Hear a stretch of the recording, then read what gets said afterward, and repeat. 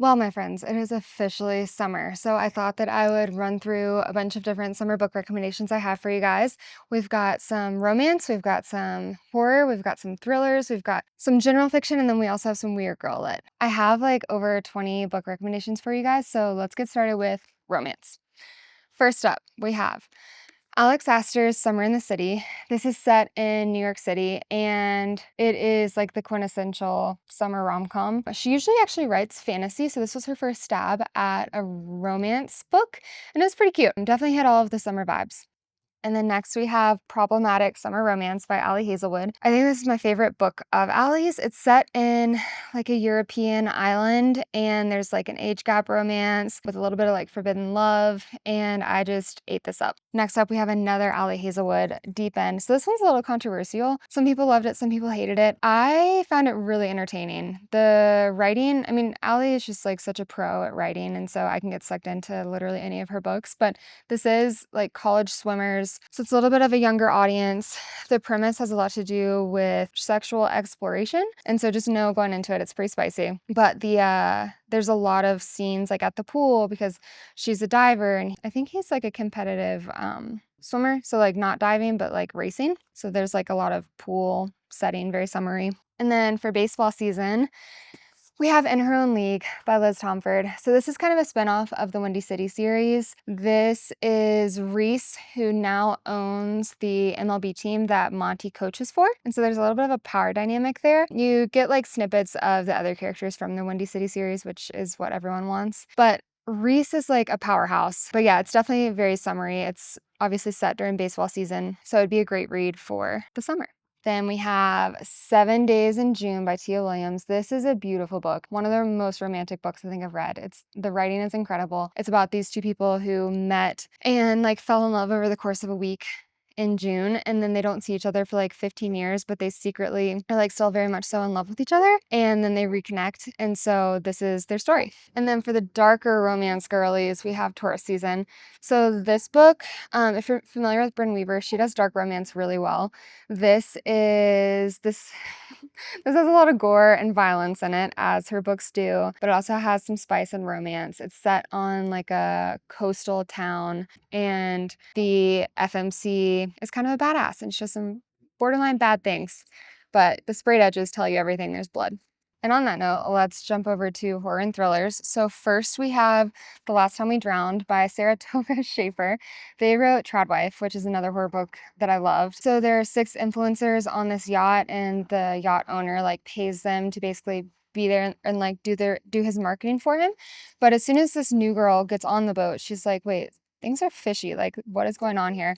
It reminded me a lot of, I think it's called The Woman in Suite 10 or something like that. It's by Ruth Ware. The whole premise is like they're trying to figure out what happened to this girl that disappeared. So perfect for summer, yacht vibes. And then because it is officially road trip season, we got Rest Stop by Nat Cassidy. So this is almost completely set in a gas station, and some horrific things happen in this gas station.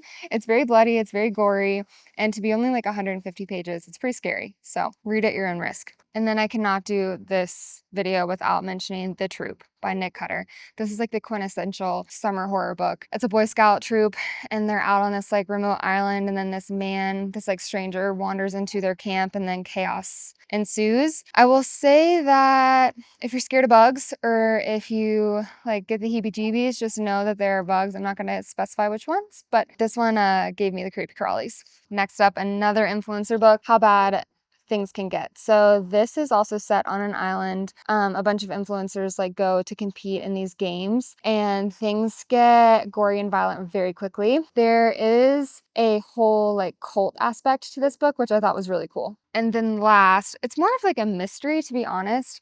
The God of the Woods is set in a summer camp. It has like a lake, and like it's heavily wooded, and this girl goes missing, and everyone's trying to figure out where she went.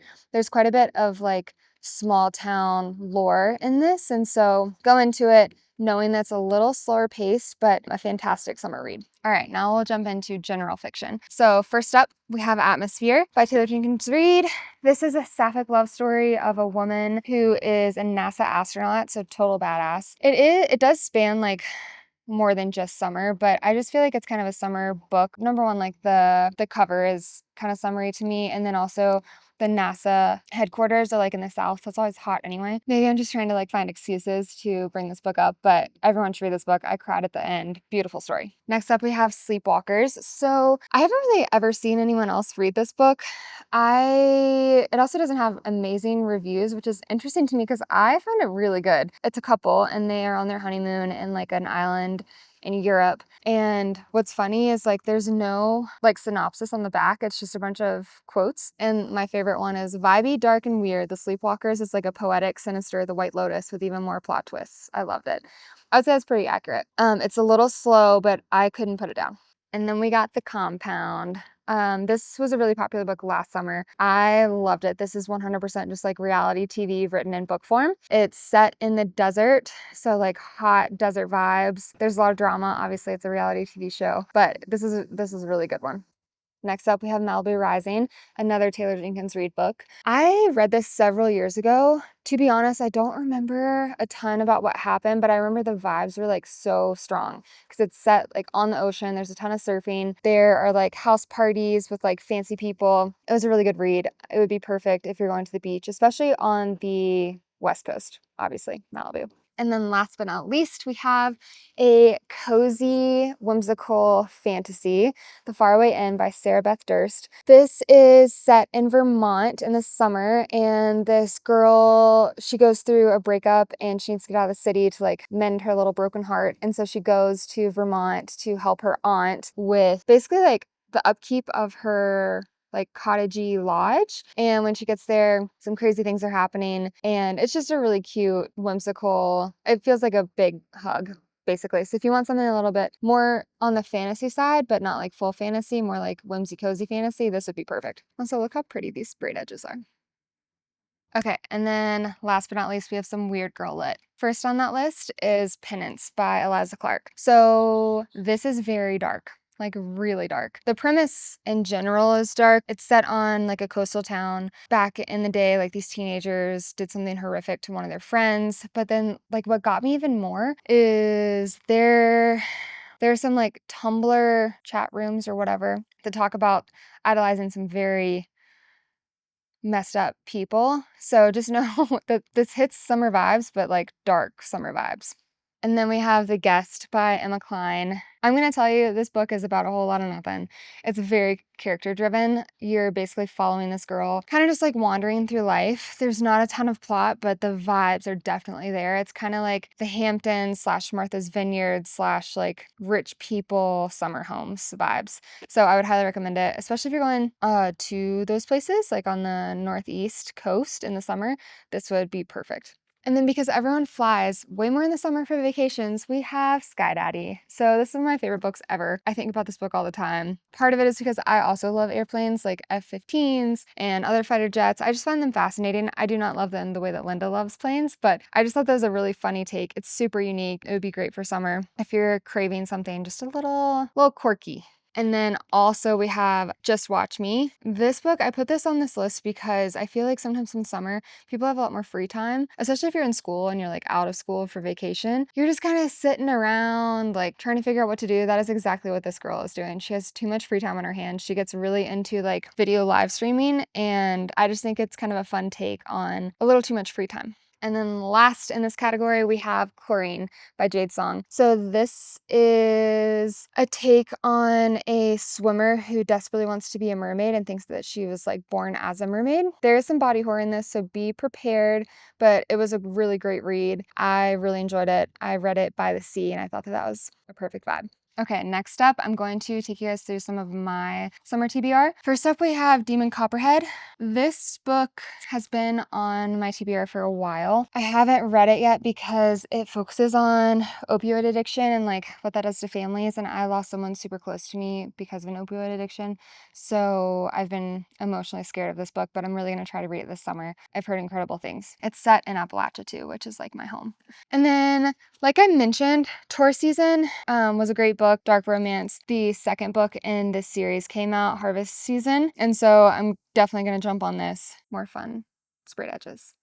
Next up, we have The Odyssey. So I picked this up when we were in London last year, and all I know is that this girl, like, she works on a cruise ship, and then, like, the captain invites her to be part of this, like, secret club or something. So we'll find out what that means. You made a fool of death with your beauty. So I started this over the winter, but first off, the cover is like screaming summer. But then also, even in the first couple of pages, they're like at a summer party and there's like all these summer like heat vibes. And so I was like, okay, I'm gonna pause. Because I really liked it, but I wanted to save it for summer. So here we are. One Golden Summer. I have heard that Carly Fortune is like the queen of summer romance, so I'm really excited to give this a go. I haven't read anything by her. I'm going into this blind. All I know is that it's like set at a lake. Next up, we have a thriller called The Drowning Woman.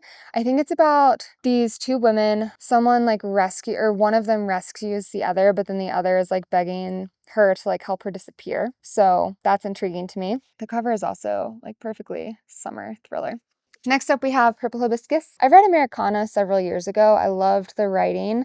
I've been wanting to pick up another one of their books basically ever since, and I've had this on my shelf for a while, so now it's time to read it. From what I understand, it's basically about like family perseverance and like working through hardships. And next we have Along Came a Moor. I think that this is the second book in this series. I haven't read the first one yet, but Heather McCleary raved about this book so much I figured I'd pick it up. It just looks like a very steamy summer romance, and sometimes that's exactly what you want.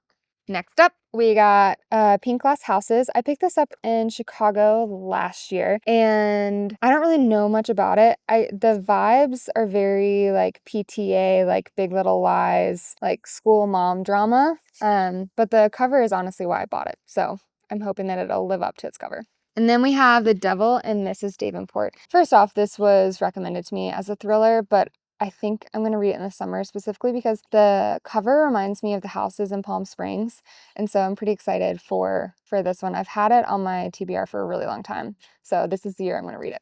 Dad had a bad day. So my friend Christopher over at the King's English, he recommended this to me really recently, and I trust his recommendations with everything I have. He's never steered me wrong. And so I'm really excited for this one. It's apparently about a dad who gets like so obsessed with tennis that he kind of starts like neglecting his family. And so we'll give it a spin. And what could be more summery than like getting obsessed with tennis?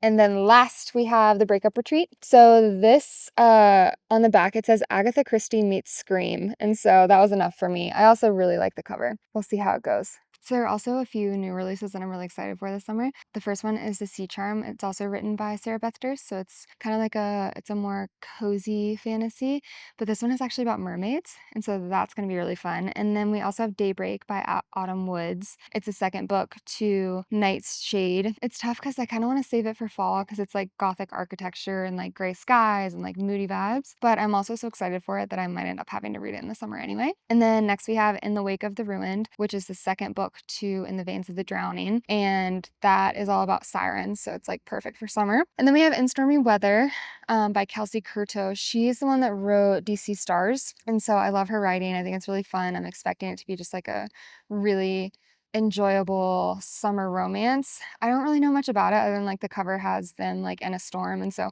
I'm guessing maybe some forced proximity, but I could be wrong. And then last we have Brimstone Hollow. So Archer Sullivan last year released The Witch's Orchard, and I actually ended up really loving it. It's definitely more of like kind of a mystery vibe, but this is the second book in the Annie Gore series, so I'm very excited. I think it comes out in August. All right, my friends, that is everything I have for you guys. I'm going to do a totally different Summerween reading recommendation with my Summerween TBR, and I'm actually also going to be doing a cowboy romance video as well. All those books would also be amazing for summer. Yeah, I'm not one who usually loves summer, but I'm trying to really like lean into it and embrace it with all these books. So I hope that these recommendations are enough to get you started, and happy reading. I'll see you guys soon.